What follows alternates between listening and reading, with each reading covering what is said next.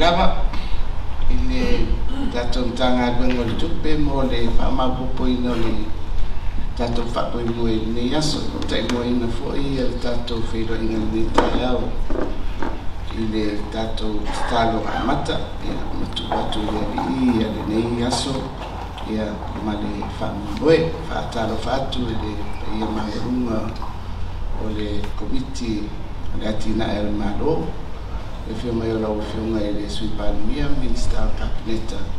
ia o whaurunga ma sui o mitanga koe ngai C.D.C. ia whaifoisina umi ele i whailoa e tātou komiti ia a le ua whaitino e le o le fono a le asiasinga mai tauina i le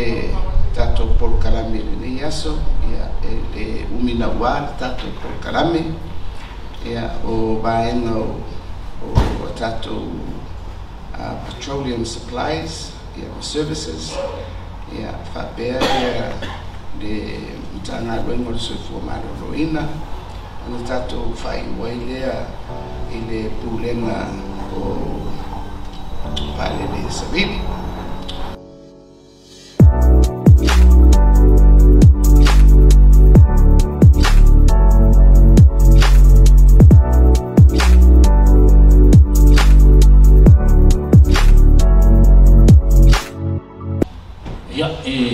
Le te po malae te po fosi la fia tatu wa komiti no ia o le Faleolo le sa ia il tatu medicine o le private hospital mo la vale Pacifica sai tono tatu atu no le tasina iba bal le sa fatu le Falema'i le te le loa fisu matasi ia pa sa lo Tuana'imato le sa to ia tatu Falema'i le medicine ile tausaga lenei lo na masina mati ia le sa famatu mai le Mālō ia le medicine ia mo le aonanga ia nisi foi o function tatu falatonga o susuenga fausiaina nisi o Samoa ia o nai functions la ia le ua fuafuaina mo le tulanga ia i medicine ia mo le faatuina o tatu molecular diagnostic laboratory ia o le tulanga lava o le aonanga le tatu falatonga ina ia whaonga e whahingisi o tātou suenga ia pe ona tuatu itole ia o le paternity genealogy test ia o pathogens detection ia me se lava tulanga ia i whaamae nei vai tau le ngata i tangata ia a le tātou fo i mea tua ia le tau mafa o mea tua o lo mea pena ia o le la whaonga e le whanelea ia e ngata foi le o le si area le o le hotel na aluai a tātou susuenga neopo meo genetics ma genomics ona o latu o ngā waa i susuenga ia mea o whaamai o tutupu maltemi nei le ngata foi lea e si tau suesue po le alawa le tulanga o whai lava o na moulunga te leo tātou tulanga soifo maloloina iai pe leo amanoa ia tātou whaasino manga po genetics ma genomics o va pena ona mae'a tatu atno o le sini ya tatu au nanga la tu i o le narcotics mali forensic laboratory o le malu KAPENETA ya mate komiti ya o fatu pula ia la tu long ai ya tatu susu ngai o fausiaina tilo le tu mam malae na foi tu long ai tu long ngaluenga malo ia tulanga le iai o lo fai pele matu ngaluenga so fatasi man matanga luenga o leo ili tulanga le soanina ili tau confirm ina ona conscious na trucks o mo le rates ala to ia le si area o le tau fai develop ia o tatu forensic ia soanina foi ile official leo malatu tulanga i ia tau solving o crimes never pena ia le fofo mo foi no faile i tatu Faleolo ia o le sia tatu la pautri de la tu i meu plant pathologist mo entomology la pautri i tu ramo i fa mai o la al ia me se fo i sit fa pena na fa la fua ia fa ine tatu mistu mani tu ramo fa pena ia onai polosanga ia manai fare susu e o lo whapena o na fuafuaina ia mo tātou whalere ta Vincent ia o le tosanga pupule tu sai male manino le tātou komiti me sili whaafonga mau ale tātou KAPENETA.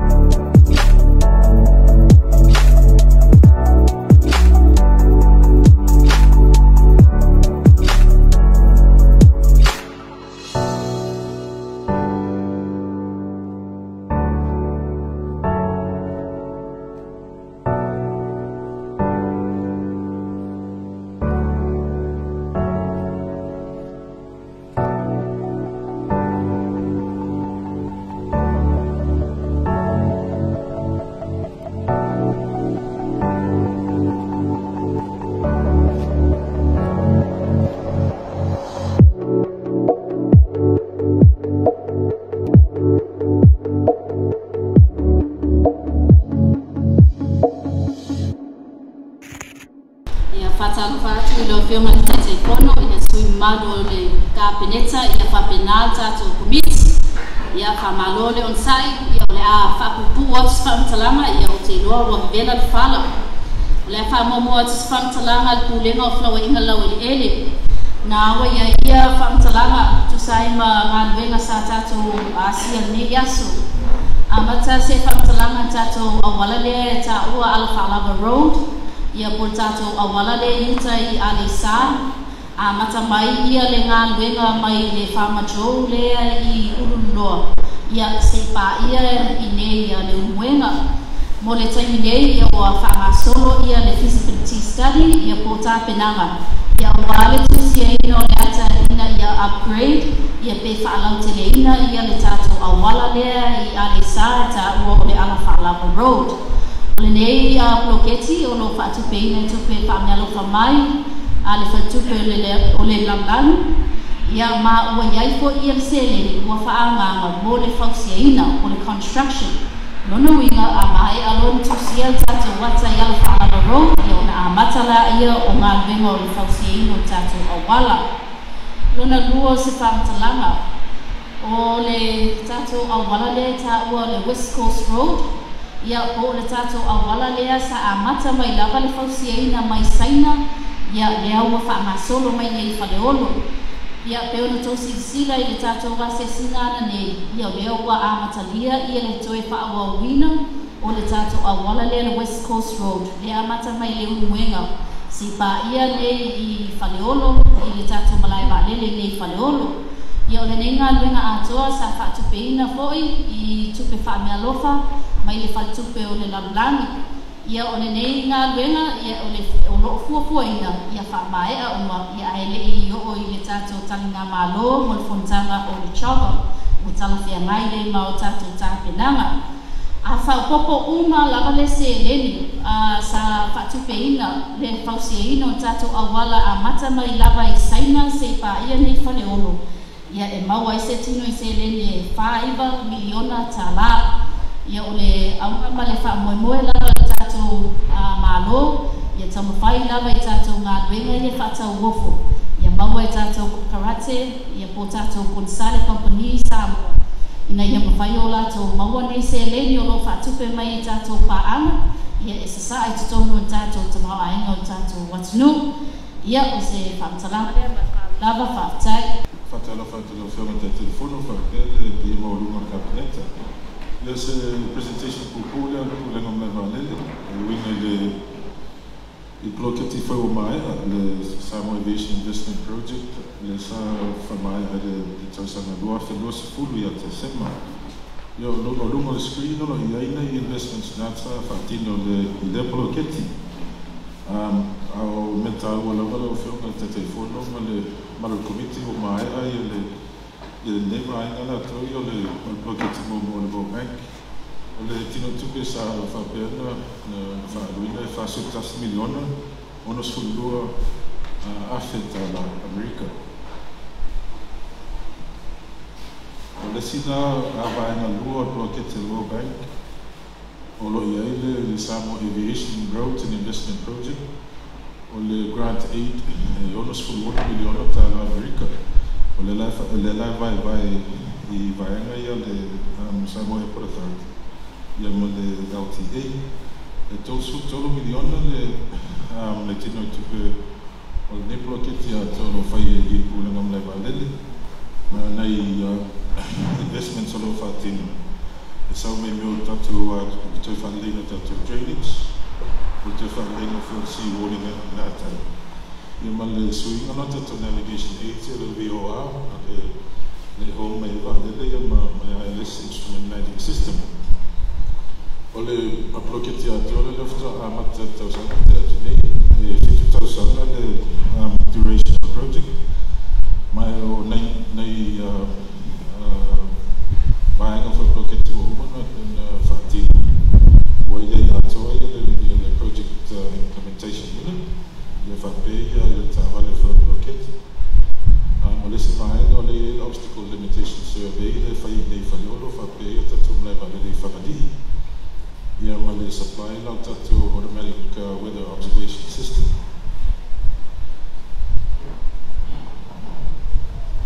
I talangana le vanga mamuli na teoria I kulenga mla vale. Ia o nei whakuaponga foi bota pepelanga le tatu fuafuaina tausaga. Ia o le first the lowest stages of tatu na lenga lau whionga o le terminal facelift. Le whaatupe ua kulenga mle vale. E lua tesima le 1 miliona le cost estimate alo iai. Mai ua whanga solo tatu tender. E tapunia le sini whaama ia sa on tenders board. O kako target completion date o te December 2008. E ben sinsila to the screen before linga na e temine tatu terminal I lungo check-in area. Mai a tatu nga ia o because the artist impression of that terminal the human check-in area.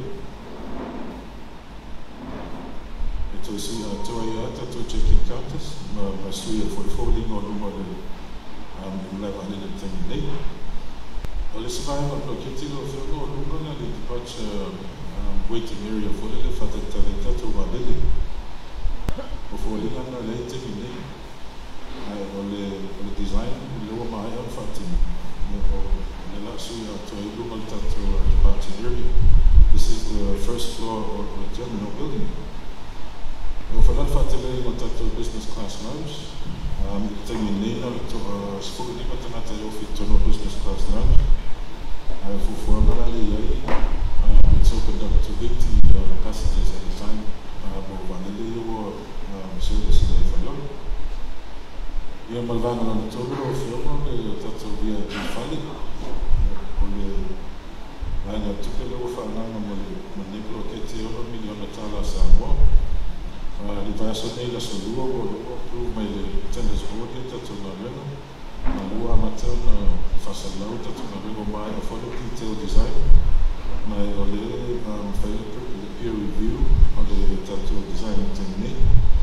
Le completion target date Aokuso per amata la settembre le tato procurement process for general construction.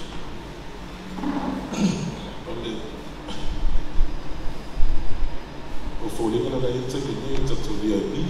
an artist impression of tato VIP photo now I want screen terminate. O tato VIP la yena fausiaina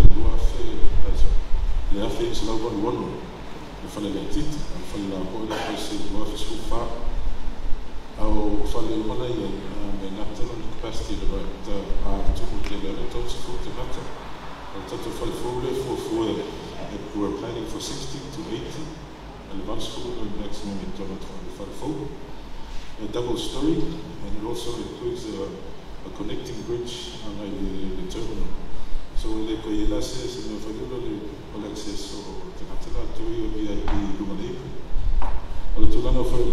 le design on Faleolo firma le tamo fai foi ia family no moia international regulations and mental security. Le la tono Falefo o fuafuaina chicken. A check-in VIP, fire security assistance, for penal immigration for departure, for penal Falema'i customs check for lana. I go for the or the Faleolo or the list artist impression or the concept design or the kapaka. Terminal fund. The Mālō effect on the ground floor for access for private jets, for little mae'a, the Mālō the test. The Mālō so the person on the first floor. Yep, the presentation of Tuana'imato, the 5C.